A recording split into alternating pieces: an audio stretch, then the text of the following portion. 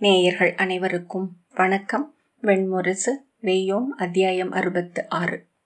கவிஞன் செல்வதை நோக்கி நின்ற பின் அரங்கு சொல்லி அவையை நோக்கி திரும்பி, இப்போது என்ன நடக்கப் போகிறது என்பது தெரிந்திருக்கும். நாடகம் நன்றாகவே இருக்குமென நினைக்கிறேன். இல்லை என்றாலும் தாழ்வில்லை. மது உண்டு துயிலும் அரசர்கள் முன்னடிக்கப்படுவதனாலேயே பாரத வருஷத்தில் நாடக கலை வாழ்கிறது என்ற பின் திரும்பி 4 பக்கமும் பார்க்க அரங்கடியான் ஒருவன் ஓடி வந்து ஒரு இறகை அவனிடம் கொடுத்தான். அதை உதறி தன் தலைப்பாகையில் குத்திவிட்டு நிமிர்ந்து தோரணையாக, ஆகவே அவையோரே, இங்கே நாடகம் நிகழவிருக்கிறது, அதன் முகப்பு கதையை சொல்லிவிடுகிறேன் என்று தொடங்கினான். அதாவது, ஸ்வேதகி என்றொரு அரசர் அந்நாளில் இருந்தார். வழக்கமாக சத்திரிய மன்னர்களை பற்றி சொல்லும் போது சேர்த்து கொள்ள வேண்டிய எல்லா வரிகளையும் நீங்களே சேர்த்து கொள்ளுங்கள், நேரமில்லை என்றான் அரங்கு சொல்லி. அவர் காவியங்களில் மன்னர்கள் வாழ்வதைப் போலவே வாழ்ந்தவர் என்று காவியங்கள் சொல்கின்றன. அப்படி சொல்லப்படாதவர்களை நாம் காவியங்களில் காண முடியாதென்பதை நீங்கள் அறிவீர்கள். பாரதத்தை முன்னோர் கை தவறுதலாக 56 நாடுகளாக உடைப்பதற்கு முன்னால் கங்கையும் சிந்துவும் ஒழுகிய தொல்நிலத்தை முற்றாக ஆண்டு வந்தார் ஸ்வேதகி. அன்றெல்லாம் இங்கே பெரும்பாலான நிலங்களில் மானுடர் இல்லை. இருந்தவர்களுக்கு அரசர் என்றால் என்னவென்றும் தெரிந்திருக்கவில்லை. ஆகவே அவரால் மிகச் சிறப்பாக நாடாள முடிந்தது. அவர் அரசு விரிந்து கொண்டே இருந்தது. அவர் என் நிலத்தை நோக்கி அது தன் நாடு என கை சூட்டி சொல்கிறாரோ, அது அவர் நாடாகியது. அச்செய்தியை அங்கே வாழ்ந்த மக்களுக்கு அறிவிப்பது பேரிடராக முடியும் என ஸ்வேதகி முன்னர் நிகழ்ந்தவற்றிலிருந்து அறிந்திருந்தார். அக்காலமே கிருதயுகம் என்றும் தர்மயுகம் என்றும் சத்தியயுகம் என்றும் இன்னும் பலவாறாகவும் கவிஞர்களால் எழுதப்பட்டு சூதர்களால் பாடப்பட்டு மக்களால் நம்பப்பட்டு அந்நம்பிக்கை அரசர்களால் ஊக்குவிக்கப்படுகிறது. அன்றெல்லாம் அரசரால் மக்களுக்கும் மக்களால் அரசர்களுக்கும் தெய்வங்களால் இரு சாராருக்கும் எந்த தீங்கும் நிகழவில்லை. ஏனென்றால் ஒரு சாராரின் இருப்பை மறுசாரார் அறிந்திருக்கவில்லை. நீத்தாருக்கு அன்னமும் நீரும் அளிக்கப்படவில்லை. அவர்கள் உயிருடன் இருந்த போதே அவையெல்லாம் வழங்கப்பட்டன. மண்ணையும் ஆழுலகத்தையும் ஆண்ட நாகர்குலத்தைச் சேர்ந்த அரசர் ஸ்வேதகி வடபுலத்து தலைமை கொண்ட வாசுகி குடியைச் சேர்ந்தவர். சரஸ்வதி முன்பு பெருக்கெனச் சுழித்த நாகோத்பேதம் என்னும் இடத்தில் அவரது அரசு இருந்தது. அங்கு 1008 மாட மாளிகைகள் இருந்தன. அதன் நடுவே வட்ட வடிவில் ஒரு வேள்வி கூடத்தை அவர் அமைத்தார். ஏனென்றால் அன்றெல்லாம் வட்டமே மக்கள் அறிந்த ஒரே வடிவம். அவர்கள் எப்படி என்ன செய்தாலும் அவ்வடிவம் மண்ணில் உருவாகி வந்தது.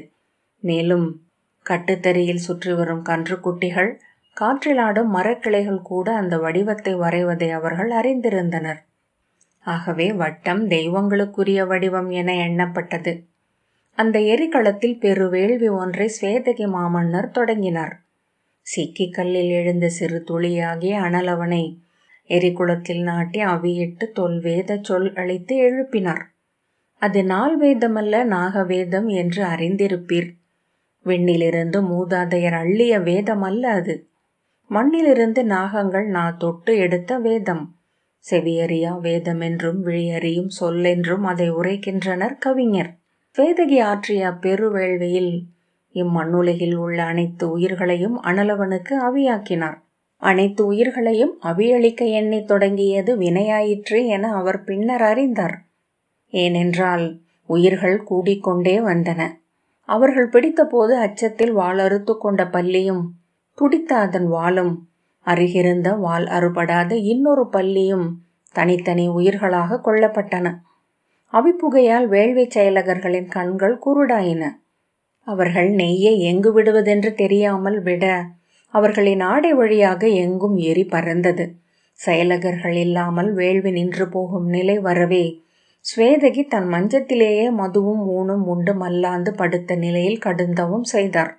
முக்கண் மூத்தோன் எழுந்து, என்ன அருட்கொடை வேண்டும் அரசே என்றார்.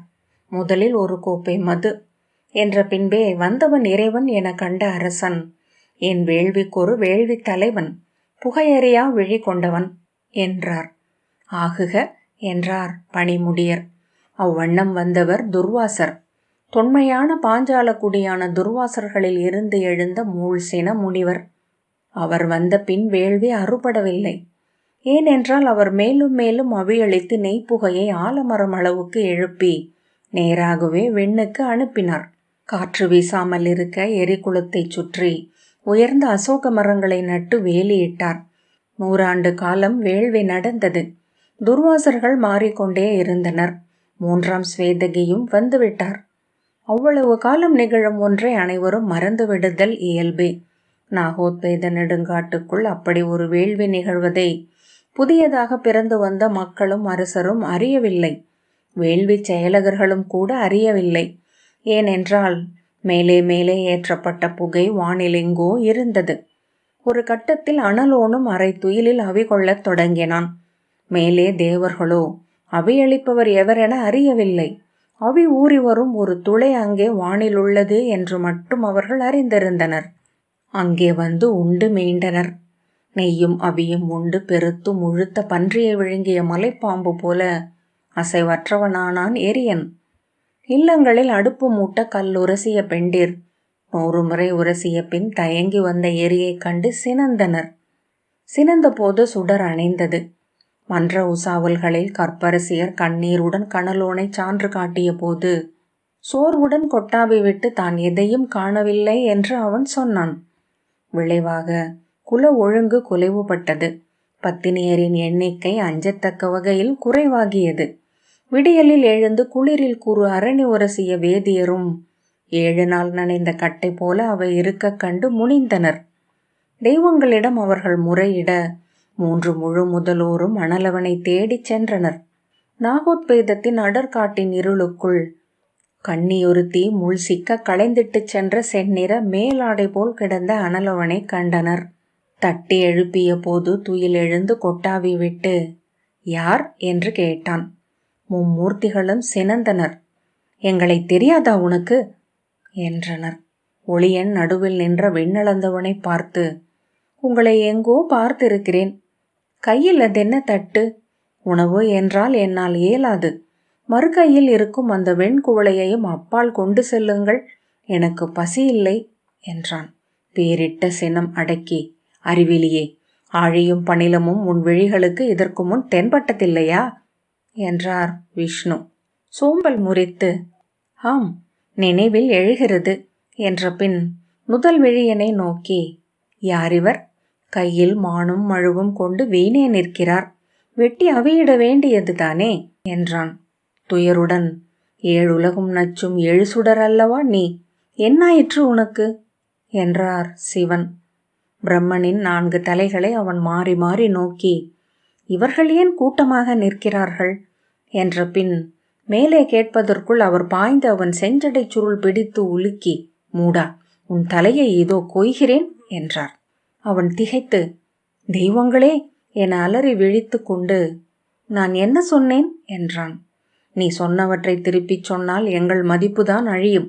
மூடா, என்ன ஆயிற்று உனக்கு என்றார் பிரம்மன். அறியேன், ஒருவனுக்கு இரவும் பகலும் 100 ஆண்டு காலம் இடைவெளியின்றி உணவு அமைத்தால் அவன் என்ன ஆவான் என்றான் கனலன். சூதர்களைப் போல ஆவான் என்றது பின்னால் ஒரு குரல்.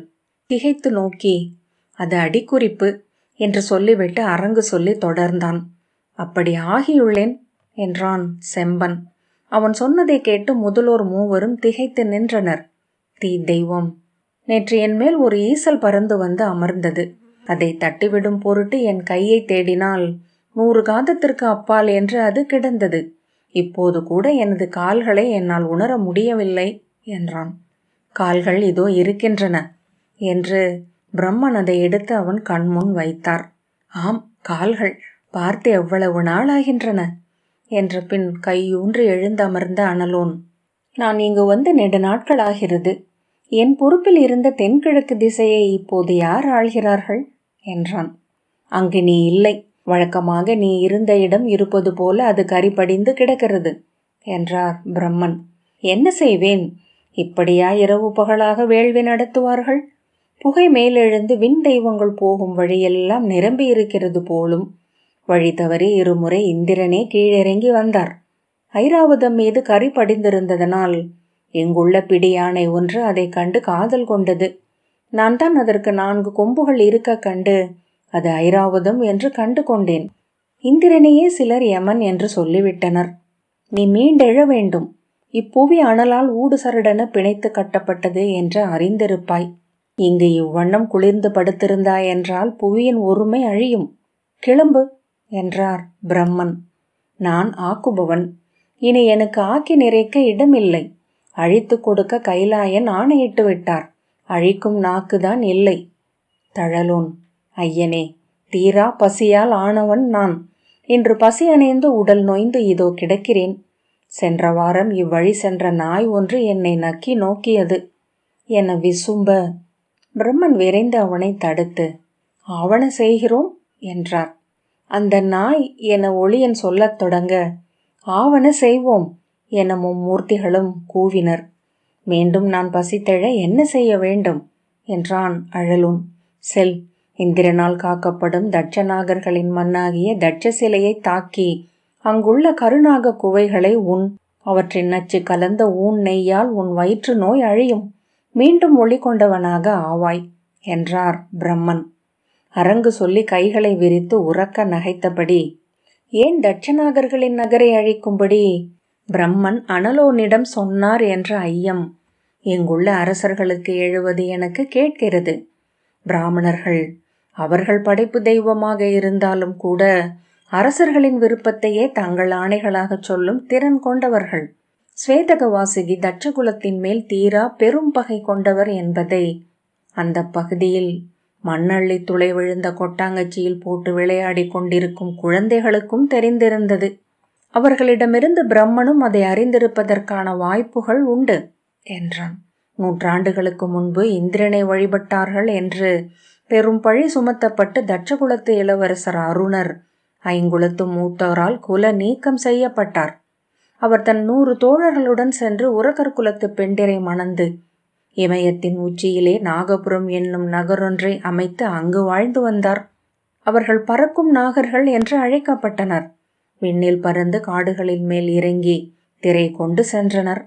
அவர்களை எவ்வகையிலும் வெல்ல மண்ணுலாவிய நாகர்களாலும் மானுடராலும் இயலவில்லை. அவர்களை வெல்ல வஞ்சினம் கொண்டிருந்தார் நாகவாசுகியான ஸ்வேதகி. பிரம்மனின் ஆணைப்படி அவர்களை தின்று பசி அடக்குவதாக வஞ்சினம் உரைத்து அனலோன் கை கொட்டி தோள் தட்டி நடமிட்டு காட்டுக்கு சென்றான். இதெல்லாம் அந்த காலத்தில் நடந்தது. அந்த காலம் என்பது கதைகளின் காலம். ஆகவே அங்கே எவரும் கேள்விகள் கேட்பதில்லை.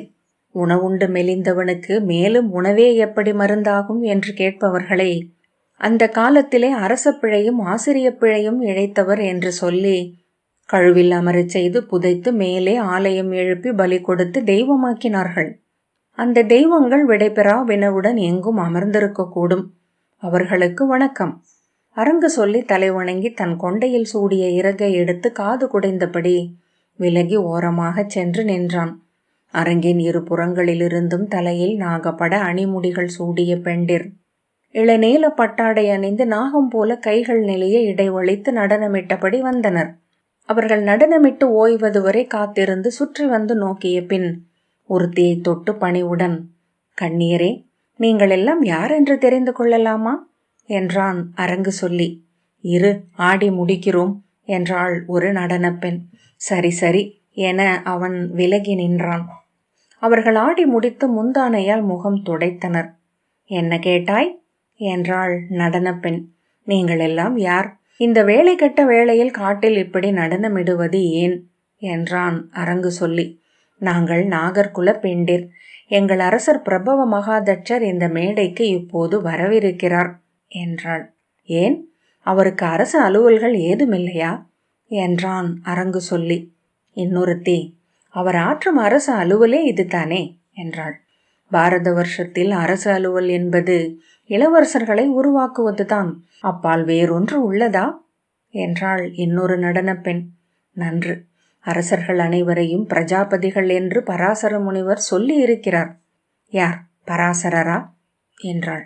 இல்லை என்றால் வேறு யாராவது அதை சொல்லி இருப்பார்கள். அதற்கென்ன, பாரத வருஷத்தில் நீங்கள் எதை சொன்னாலும் அதை முன்னரே எவரோ முனிவர் ஒருவர் சொல்லி இருப்பார் என்றான் அரங்கு சொல்லி. பணிந்து, தங்கள் அரசர் இங்கு வந்து நீராடும் போது நான் இங்கு நிற்கலாமல்லவா என்றான். நிற்காமல் இருந்தால் இந்த நாடகத்தை இவர்களிடம் யார் விளக்குவார்கள் என்றாள் இன்னொரு பெண். அது சரி, ஆனால் நீங்கள் ஏன் இன்னும் நன்றாக ஆடக்கூடாது? காமச்சுவை இன்னும் சற்று இருக்கலாமே என்றான் அரங்கு சொல்லி. நாங்கள் நாடகத்தில் தட்சகன்னிகளாக வேடமிட்டு வந்திருக்கிறோம்.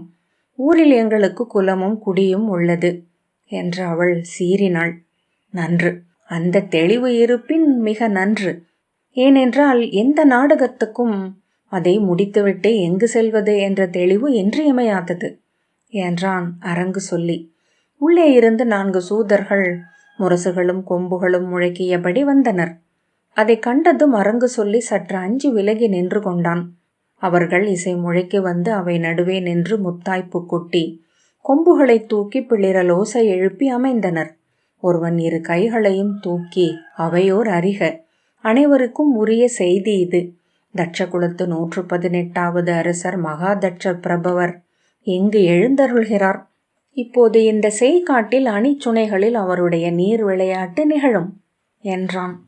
அரங்கு சொல்லி உரக்க நகைத்தபடி அவையோரிடம், நீர் விளையாட்டை கூட முறைப்படி அறிவித்துவிட்டு நிகழ்த்தும் இவரல்லவோ சிறந்த மன்னர் என்றான். இப்படி அனைத்தையும் முறைப்படி அறிவித்துவிட்டு செய்தால் மக்கள் மன்னர் எதிர்காலத்துக்காக எவ்வளவு உழைக்கிறார் என்று அறிந்து கொள்வார்கள் அல்லவா? இதை இங்குள்ள அனைத்து மன்னர்களுக்கும் பரிந்துரைக்கிறேன் என்றான். வாயில் கை வைத்து மந்தனமாக, பிரபவருக்கு 7 மைந்தர்கள் என்றான். உள்ளிருந்து 2 அரசியர் தோள்களில் கைகளை போட்டபடி நாகப்பட முடிசூடி நீல நிற ஆடை அணிந்து பிரபவதட்சர் நடந்து அவைக்கு வந்தார். தொடர்ந்து 5 அரசியர் தலைகளில் நாகப்பட முடியணிந்து கைகளில் மலர்களுடன் வந்தனர். அரங்கு சொல்லி அவையை விட்டு விலக 2 புறங்களில் இருந்தும் இசைச்சூதர்கள் எழுப்பிய இன்னிசை ஒலிக்கத் தொடங்கியது. அவ்விசைக்கு ஏற்ப தட்சனாக அணிபுனைந்து வந்த சூதன் நடனமிட அவனை சூழ்ந்து அவன் தேவியராக வந்த விரலியர் நடமிட்டனர். பிறர் இணைந்து கொண்டனர்.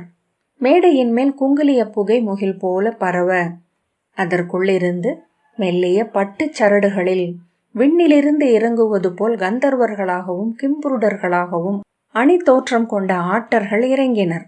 2 தோள்களிலும் பொருத்தப்பட்டிருந்த மென்பட்டு வெண் சிறகுகள் அசைந்தன.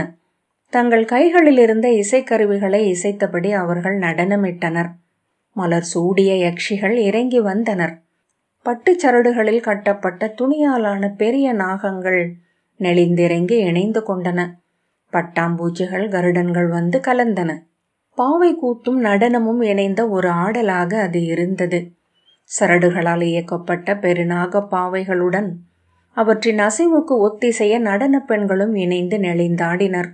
பெண்கள் நடனத்தின் ஊடாகவே தங்களை கண்ணுக்கு தெரியாத பட்டுச் சரடுகளில் கோத்து கொண்டு மேடையிலிருந்து பறந்தெழுந்து கூரைக்கு அப்பால் மறைந்தனர்.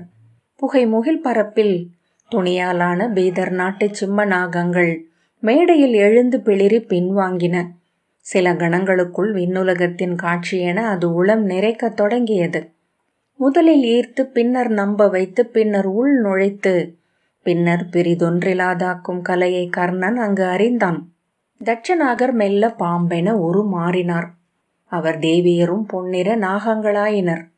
நாகங்கள் உடல் நெளிந்தன, பின்னி பிணைந்தன, வழுக்கி விலகின, முத்தமிட்டன, வால் பிணைத்தன, சீறி விலகி சினந்து வளைந்து கனிந்து குழைந்து தழுவி மீண்டும் எழுந்தன. பலகாரும் தேடி காமமெனும் அறவுரு ஓர் அரவு என தன் உடலை கண்டு கொண்டது என்று கர்ணன் நினைத்தான். நீரெனும் எரியெனும் நெளிவு, கொடியெனும் குழைவு, வேரெனும் கரவு, நாகம் என்பது நாவென எழுந்த சொல்லென நெளிந்து மறையும் விழைவு. ஆடலின் உச்சியில் இசை கூர்மை கொண்டு ஒற்றை புள்ளியில் நின்றதிர்ந்த கணத்தில் இறகு தீப்பற்றி எரிய ஒரு பறவை வந்து அவை நடுவே விழுந்து துள்ளி தீ பொசுங்கி எரிந்தது. சூழ நின்று ஆடிய நாக கன்னியர் அஞ்சி முகம் பொத்தி அலறி விலகினர். நாகங்கள் வெருண்டு சீறி சுருண்டு படம் எடுத்தன.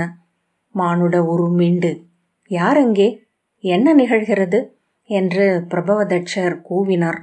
பிரிதொரு பறவை எரிந்தபடி வந்து அவர்கள் நடுவே விழுந்தது. தேவர்கள் விலகினர். நாகங்கள் மானுட வடிவு கொண்டன. என்ன நிகழ்கிறது, யாரெங்கே, என்ன நிகழ்கிறது என்றார் தட்சர். மேலிருந்து உடல் முழுக்க தீப்பற்றி சிறகுகள் தழலுடன் சேர்ந்து வீச தட்சநாகன் ஒருவன் வந்து விழுந்து மேடையில் புரண்டான். குனிந்து அவனை பற்றி தூக்கி, சொல், என்ன ஆயிற்று உனக்கு என்றார். தட்சன் எரிந்தபடி, அரசே, அங்கே மலையின் அடிவாரத்தில் அனலவன் தலைமையில் நந்தவாசுகி வழிநடத்த 5 குலப் பெரும்படை நம்மை சூழ்ந்துள்ளது. நம் புறமெரித்து கொடி நிறுத்தி செல்ல வந்திருக்கிறார்கள் என்று அலறியபடி துடித்து இறந்தான்.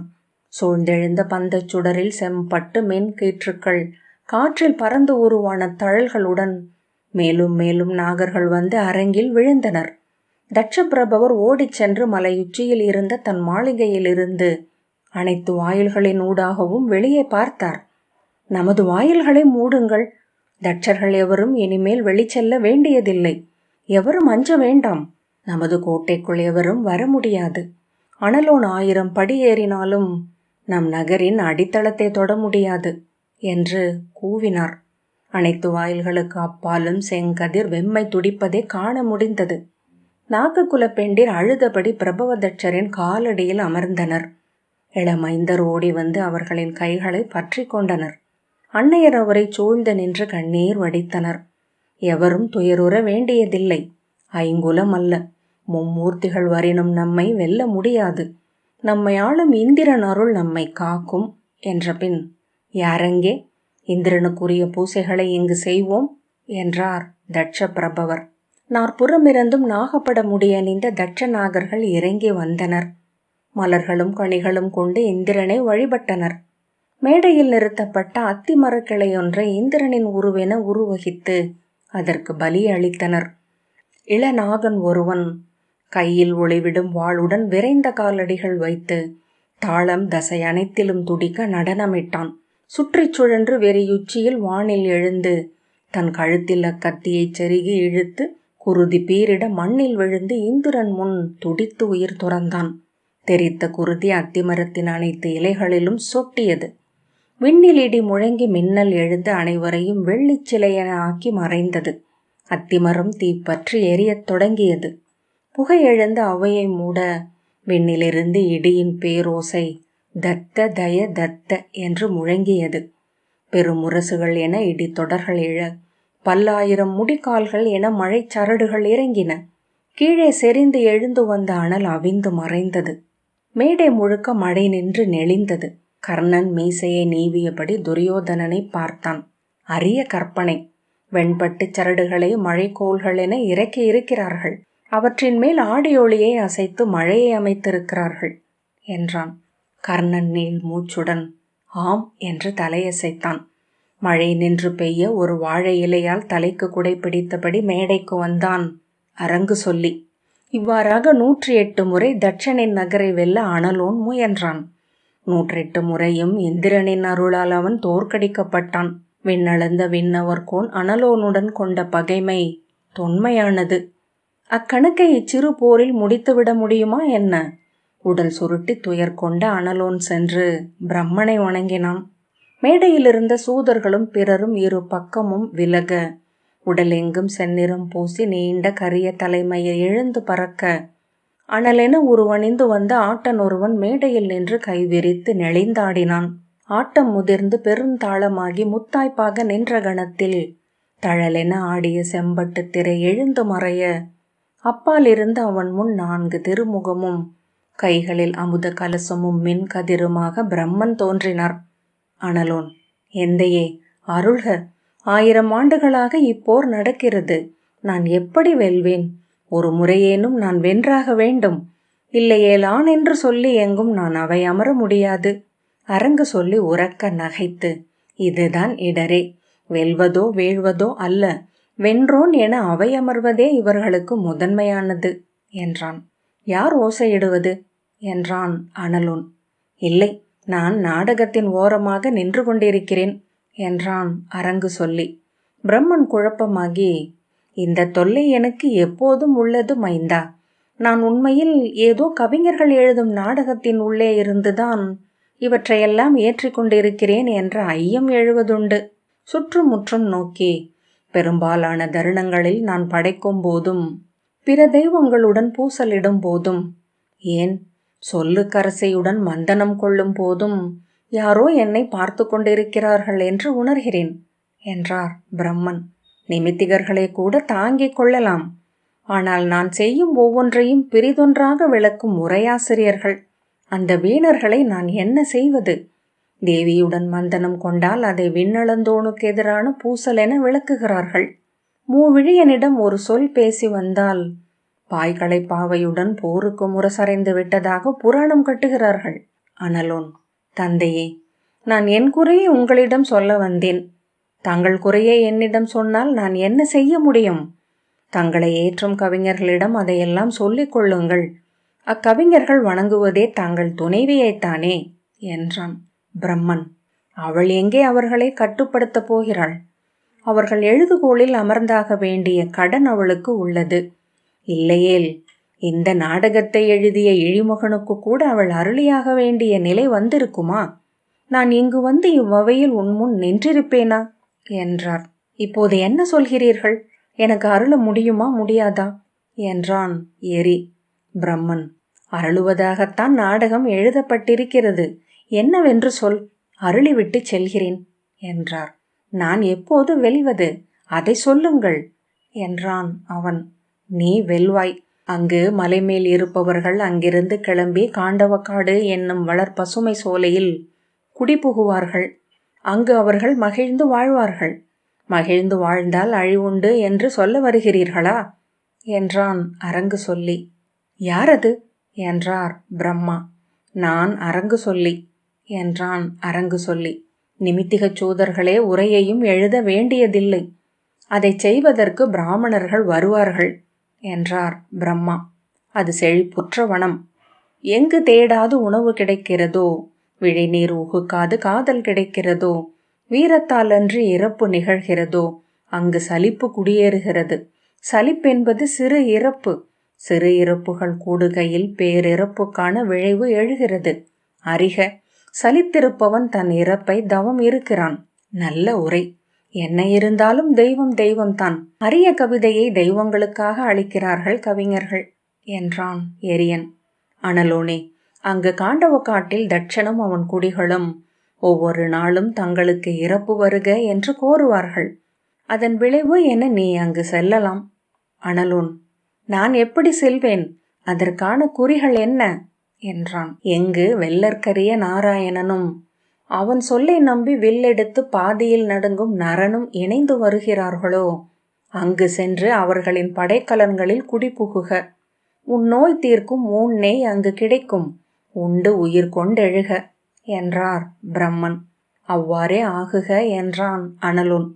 அரங்கு சொல்லி தலைவணங்கி திரும்பி தன் அவிழ்ந்த ஆடையைச் சீரமைக்க அவை அமர்ந்த அரசர்கள் கூவிச் சிரித்து கைகளை வீசி நன்று என்று தலையசைத்தனர்.